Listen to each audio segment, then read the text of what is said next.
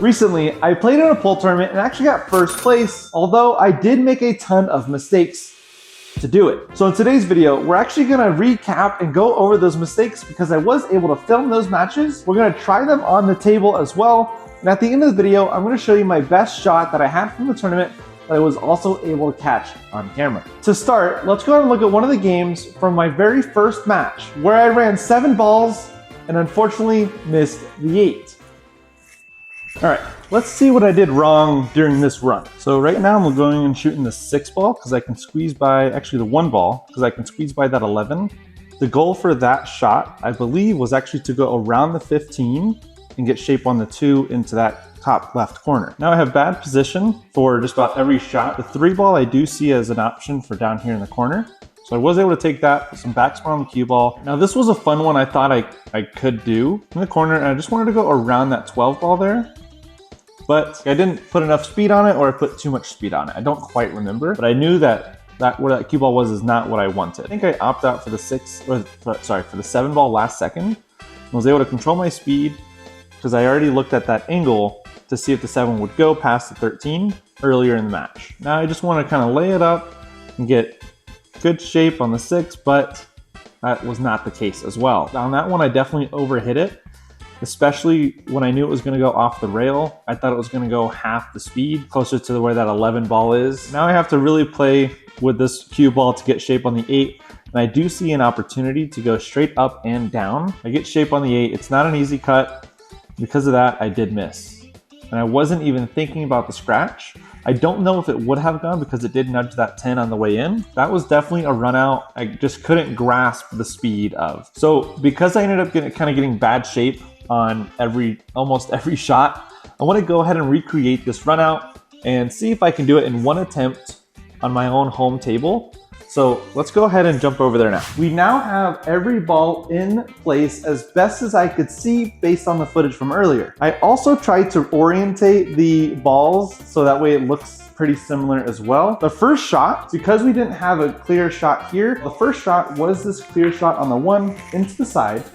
And then we were actually going to try and use this as a breakout. Now that I have it set up this way though, there was actually an opportunity to shoot this 2 ball if I just lightly hit this 1. So let's go ahead and do that. Okay, perfect. Now we don't need to worry about getting a breakout. Naturally, this cue ball is going to come down on the rail once we shoot this 2 ball in.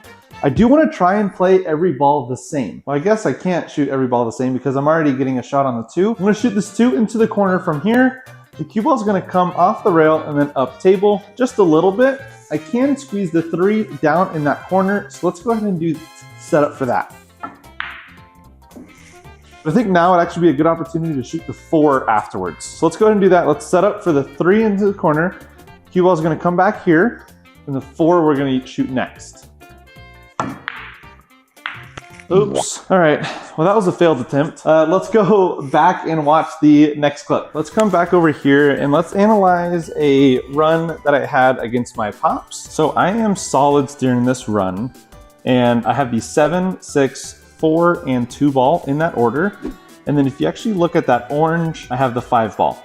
So that's my problem. Right there, I wasn't expecting to actually go off the rail and hit the 4. I was expecting to go off the rail, but actually cut between the 6 and 4 there to get shape on the 6. Now that I already know I messed up, I'm looking at the angle of the 4, and I'm trying to see if I can get good shape on the 2 ball next. So because of that, I was able to look at the 2 ball and see I could get again kind of up table and shoot the 4 next. So that's what I go ahead and do. Here I actually decided to go right in the middle and just perform a stop shot because that gave me a really nice angle on the 6 from where like that ghost ball position would be. That was my biggest mistake here, is I should have analyzed that one a little bit more versus just solely relying on luck. This was a shot I wasn't confident in.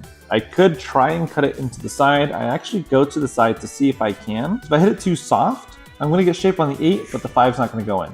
If I hit it hard enough, I can make the 5, and I'd have to get the cue ball down, back up, and back down again for this 8 ball into the corner. So instead, I go for a shot that I haven't made yet in this tournament. It was a kick shot, just a simple one.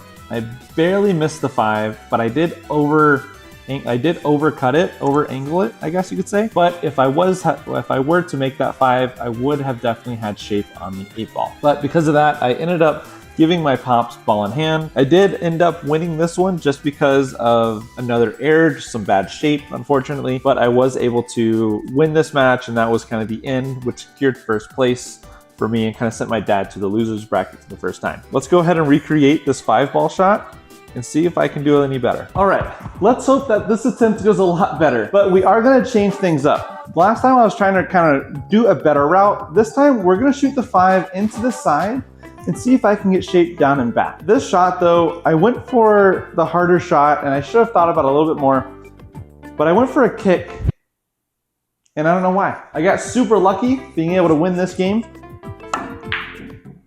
Oh man. Wow, that was even worse ball in hand, wasn't it? Let's go ahead and try that again here. There it is. Uh-oh, too hard, I think. Oh, there we go. Oh, so close. But let's go ahead and see if I can make the 8. I did want to come down here for this side of the 8 versus earlier how I went over there. Oh my Lord. I wasn't able to recreate that one either. Big bummer. Let's go ahead and watch though the best shot I had during the entire tournament. Okay, this was actually my first match in the tournament, but it was definitely the best shot I believe I had during the entire tournament. So right then I was looking at the 3 into the corner and I was like, you know what? That 3 will go off the 11. So a couple things happened there. I did get shape by putting topspin on the cue ball. I wanted to roll a little bit farther, but that worked out still really well for the 2. And then I tried getting fancy with it and I was kind of really confident in myself. So I put backspin on the 2 to really break out the 7. But same thing, I didn't leave myself a great shot. So I kind of got fancy with it again, and there was my mistake. I should have played that one a lot easier. That one is probably the easiest of shots to get shape on. And I realized I actually have to do a little bit of a masse on the 8, or just hope I can make the 7. So I try to do a little bit of a masse, and good thing I didn't make it anyways. It wasn't even close, but I got terrible shape on the 8 ball. Thank you guys so much for watching. This is something that I'm excited to share with you guys and keep doing on in the future. I do also plan on recording all future matches and miking myself up so you can actually hear my thought process throughout an entire tournament. Thank you guys so much for watching. This has been Trent on the break, and we'll see you guys in the next one.